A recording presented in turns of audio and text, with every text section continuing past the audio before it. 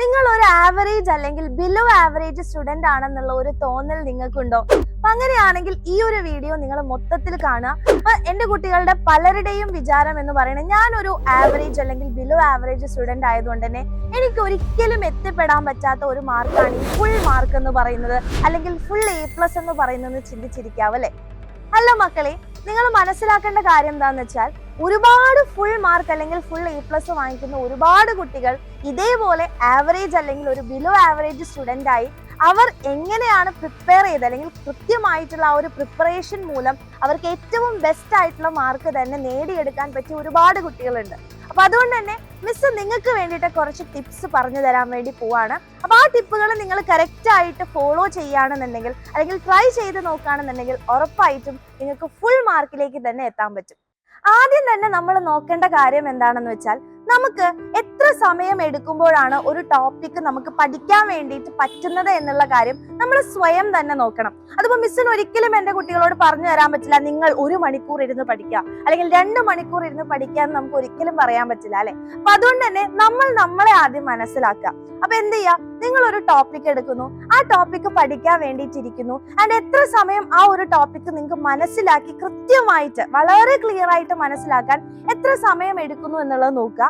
അതിനനുസരിച്ച് വേണം നമ്മളുടെ സ്റ്റഡി ടൈം അതിനനുസരിച്ച് എന്റെ കുട്ടികൾ പ്ലാൻ ചെയ്യുക. അപ്പം ചിലപ്പോൾ 1 മണിക്കൂർ നമുക്ക് മതിയായിരിക്കും, ചിലപ്പോൾ 3 മണിക്കൂർ അല്ലെങ്കിൽ 4 മണിക്കൂർ നമുക്ക് പഠിക്കുമ്പോഴായിരിക്കും കൃത്യമായിട്ട് നമുക്ക് പോർഷൻസും കാര്യങ്ങളും ഒക്കെ പഠിച്ചു തീർക്കാൻ വേണ്ടി പറ്റുക. അപ്പൊ ആദ്യം എന്റെ കുട്ടികൾ മനസ്സിലാക്കേണ്ട കാര്യം, നമുക്ക് എത്ര സമയം എടുത്താലാണ് ഒരു ടോപ്പിക് കൃത്യമായിട്ട് മനസ്സിലാക്കുന്നത് എന്നുള്ളത് ആദ്യം മനസ്സിലാക്കുക. രണ്ടാമത്തെ കാര്യം എന്ന് പറയുന്നത് പഠിക്കുന്ന രീതിയാണ്. നമുക്ക് വ്യത്യസ്ത രീതികളിൽ നമുക്ക് പഠിക്കാൻ പറ്റും അല്ലെ? ഒന്നുമില്ലെങ്കിൽ നമുക്ക് വായിച്ച് പഠിക്കാം, ഇല്ലെങ്കിൽ മൈൻഡിൽ റീഡ് ചെയ്ത് പഠിക്കാം, ചിലപ്പോൾ ഉറക്കെ വായിച്ച് നമുക്ക് പഠിക്കാം, ഇല്ലെങ്കിൽ എഴുതി പഠിക്കാം. അങ്ങനെ ഡിഫറെന്റ് ആയിട്ടുള്ള രീതിയിൽ നമുക്ക് പഠിക്കാൻ വേണ്ടി പറ്റും. അപ്പൊ ഏറ്റവും ബെസ്റ്റ് ആയിട്ടുള്ള രീതി എന്ന് പറയുന്നത് ഓരോരുത്തർക്കും ഓരോ പോലെ ആയിരിക്കും. ചിലപ്പോൾ നിങ്ങളുടെ ഫ്രണ്ട്സിനോട് നിങ്ങൾ ഡിസ്കസ് ചെയ്യുമ്പോൾ അവർ ചിലപ്പോൾ പറയും ഞാൻ വായിച്ച് പഠിക്കാറേ ഉള്ളൂ, ഞാൻ എഴുതിയൊന്നും പഠിക്കാറില്ല എന്ന് പറയില്ലേ. അപ്പൊ നമ്മൾ വിചാരിക്കും അപ്പൊ ചിലപ്പോൾ ഞാൻ എഴുതി പഠിക്കുന്നതുകൊണ്ടായിരിക്കും എനിക്ക് പറ്റാത്തത്, അതുകൊണ്ട് ഞാൻ ഇനി വായിച്ച് പഠിച്ചേക്കാം എന്ന രീതിയിൽ മറ്റുള്ളവർ ചെയ്യുന്ന രീതി നമ്മൾ കോപ്പി അടിക്കാതിരിക്കുക. അപ്പൊ നമ്മൾക്ക് എന്താണ് അല്ലെങ്കിൽ നമ്മുടെ ബ്രെയിൻ എന്ന് പറയുന്നത് നമ്മുടെയാണല്ലേ, അപ്പൊ എങ്ങനെയാണ് അത് വർക്ക് ചെയ്യാന്നുള്ളത് നമ്മൾ മനസ്സിലാക്കണം. അപ്പൊ നിങ്ങൾ എന്ത് ചെയ്യുക, ഇതെല്ലാം ട്രൈ ചെയ്യുക. ആദ്യം നിങ്ങൾ വായിച്ച് പഠിച്ചു നോക്കുക, അതിൽ എത്ര സമയം നമ്മൾ എടുക്കുന്നുണ്ടെന്ന് നോക്കുക, എഴുതി പഠിച്ചു നോക്കുക. അപ്പൊ എല്ലാം നമ്മൾ എന്ത് ചെയ്യുക, ട്രൈ ചെയ്യുക. കാരണം എന്താ, നമ്മളിപ്പോ സ്റ്റാർട്ട് ചെയ്യുന്നേ ഉള്ളൂ അല്ലെ, 1 വർഷം. അപ്പൊ ഇപ്പൊ നമുക്ക് എക്സ്പെരിമെന്റ് ചെയ്യാനുള്ള സമയമുണ്ട്. എക്സാമിന്റെ തലേ ദിവസങ്ങളിലാവുമ്പോൾ നമുക്ക് ഇതിനൊന്നും സമയം ഉണ്ടാവില്ല. സോ ഏത് രീതിയിലാണ് നമ്മൾ പഠിക്കാൻ നമുക്ക് ഏറ്റവും കൂടുതൽ എഫക്റ്റീവ് ആയിട്ടുള്ളത് എന്നുള്ളത് നമ്മൾ തന്നെ മനസ്സിലാക്കാൻ വേണ്ടി നോക്കുക. ചിലപ്പം ചില ആൾക്കാർക്ക് രാവിലെ പഠിക്കുന്നതായിരിക്കും ഏറ്റവും എളുപ്പം, അല്ലെങ്കിൽ നല്ല പോലെ എന്ത് ചെയ്യും, നമ്മളുടെ രാവിലെ പഠിക്കുമ്പോൾ നമ്മളുടെ തലയിൽ കയറുന്നുണ്ടാവും. ചില ആൾക്കാർക്ക് വൈകുന്നേരം കുറേ സമയം ഇരുന്ന് പഠിക്കാം, രാത്രി ഒരുപാട് നേരം ഇരുന്ന് പഠിച്ചാൽ നല്ല പോലെ മനസ്സിലാവും. പക്ഷെ രാവിലെ എണീക്കാൻ പറ്റാത്ത ആൾക്കാരുണ്ടാവും അല്ലെ? അപ്പം നിങ്ങൾ എന്ത് ചെയ്യാം, ഇപ്പൊ നിങ്ങൾക്ക് അറിയില്ല രാവിലെയാണോ രാത്രിയാണോ എനിക്ക് വേഗം മനസ്സിലാവുന്നതെന്ന് അറിയില്ലെങ്കിൽ എന്ത് ചെയ്യാം, രാവിലെ ഒരു ദിവസം എണീറ്റ് പഠിച്ചു നോക്കുക, അതേപോലെ തന്നെ രാത്രി ഒരു ദിവസം എണീറ്റ് പഠിച്ചു നോക്കുക. ഏതാണ് നിങ്ങൾക്ക് അത്ര ക്ഷീണമൊന്നും ഇല്ലാതെ നിങ്ങൾക്ക് അല്ലെ അത്യാവശ്യം നന്നായിട്ട് പഠിക്കാൻ പെട്ടെന്ന് പഠിക്കാൻ പറ്റുന്നതെന്നുള്ളത് നിങ്ങൾ തന്നെ കണ്ടെത്താൻ വേണ്ടിയിട്ട് നോക്കുക.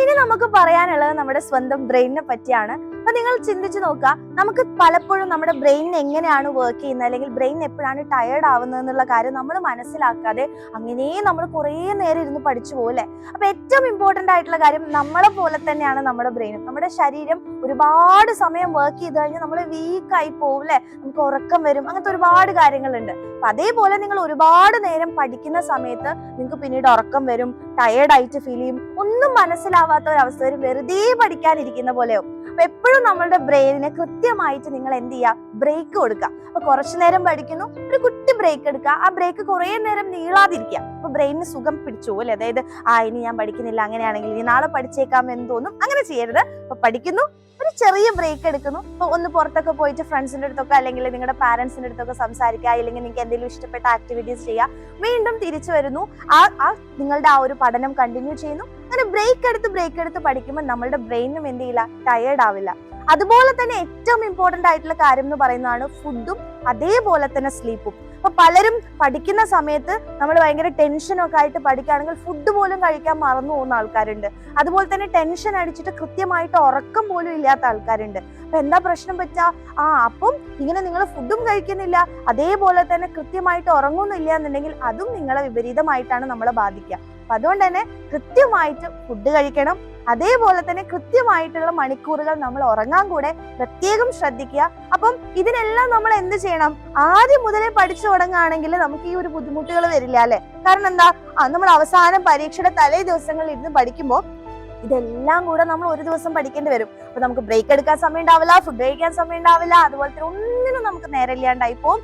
പക്ഷെ അതിനുള്ള ഒരു റിസൾട്ട് നമുക്ക് കിട്ടൂല. അപ്പൊ ആദ്യം നമ്മൾ ചെയ്യേണ്ട കാര്യം എന്ന് പറയുന്നത് നമ്മളെ തന്നെ മനസ്സിലാക്കുക എന്നുള്ളതാണ് അല്ലെ? എപ്പോഴാണ് പഠിക്കേണ്ടത്, എങ്ങനെയാണ് പഠിക്കേണ്ടത്, നമ്മളുടെ ബ്രെയിനിനെ എങ്ങനെയാണ് നമ്മൾ സന്തോഷിപ്പിക്കേണ്ടത് എന്നുള്ള കാര്യം നമ്മൾ ആദ്യം മനസ്സിലാക്കുക. അതിനുശേഷം പഠിച്ചു തുടങ്ങുക. അപ്പൊ ഇപ്പോഴാണെങ്കിൽ നമ്മുടെ ക്ലാസ്സസ് എല്ലാം സ്റ്റാർട്ട് ചെയ്തിട്ടേ ഉള്ളൂ. അപ്പൊ നമുക്ക് അതിനെല്ലാമുള്ള സമയമുണ്ട്. ഇപ്പോഴേ എന്റെ കുട്ടികൾ അതൊന്ന് ട്രൈ ചെയ്ത് നോക്കുകയാണെങ്കിൽ ഓഫ് കോഴ്സ് അതിന്റെ റിസൾട്ട് നിങ്ങൾക്ക് കിട്ടും. ആൻഡ് ഏറ്റവും ഇമ്പോർട്ടന്റ് ആയിട്ടുള്ള കാര്യം എന്ന് പറയുന്നത് നിങ്ങളെ അല്ലെങ്കിൽ ഓരോ ഇപ്പൊ 9ാം ക്ലാസ് ആവുമ്പോൾ തന്നെ നമുക്ക് പുതിയ പുതിയ കാര്യങ്ങളാണ് പഠിക്കാനുള്ളത്. അപ്പൊ നിങ്ങളുടെ ഉള്ളിൽ ഒരുപാട് ടെൻഷനും കാര്യങ്ങളും ഒക്കെ ഉണ്ടാവും. അപ്പൊ ഇത്തരത്തിലുള്ള നമ്മളെ മിസ്റ്റേക്സ് ചെയ്യാനുള്ള ഒരു സാധ്യതയുണ്ട്. നമ്മൾ ആദ്യം തന്നെ ഗിവ് അപ്പ് ചെയ്യാനുള്ള ഒരു സാധ്യത ഉണ്ട്. അപ്പം എന്റെ കുട്ടികൾ ആരും ഗിവ് അപ്പ് ചെയ്യേണ്ട ആവശ്യമില്ല. ഒരു ആവറേജ് ബിലോ ആവറേജ് സ്റ്റുഡന്റിനും മക്കളെ ഏറ്റവും ടോപ്പിലേക്ക് എത്താനുള്ള ഒരു അവസരം ഉണ്ടെന്ന് മനസ്സിലാക്കുക. അതിന് വേണ്ടിയിട്ട് ചുറ്റുമുള്ള റിസോഴ്സസ് എന്റെ കുട്ടികൾ ഉപയോഗിക്കുക. അപ്പൊ നിങ്ങളെ ഹെൽപ്പ് ചെയ്യാൻ, അപ്പൊ അങ്ങനത്തെ ഒരു സിറ്റുവേഷനിൽ ഹെൽപ്പ് ചെയ്യാനാണ് നമ്മളുടെ ആൽഫ ബാച്ച് ഉള്ളത്. അപ്പൊ ബാച്ചിലേക്ക് നിങ്ങൾക്ക് ജോയിൻ ചെയ്ത് പഠിക്കാം, യൂട്യൂബിലെ ക്ലാസ്സസ് കണ്ടു പഠിക്കാം. അപ്പൊ എല്ലാ കാര്യത്തിനും നിങ്ങളെ ഹെൽപ്പ് ചെയ്യാൻ എക്സാമിനർ ഉണ്ട്. അപ്പൊ ഓരോ പ്രതിസന്ധികളിലും നിങ്ങൾക്ക് ഇതുപോലെ ചെറിയ ചെറിയ മോട്ടിവേഷൻ ആയിട്ട് നമ്മുടെ ചാനലുകൾ വീഡിയോസും കാര്യങ്ങളും ഒക്കെ വരും. അപ്പൊ ചാനൽ സബ്സ്ക്രൈബ് ചെയ്ത് വെക്കുക, ഫ്രണ്ട്സിനൊക്കെ നിങ്ങൾ ഷെയർ ചെയ്ത് കൊടുക്കുക. Okay, thank you.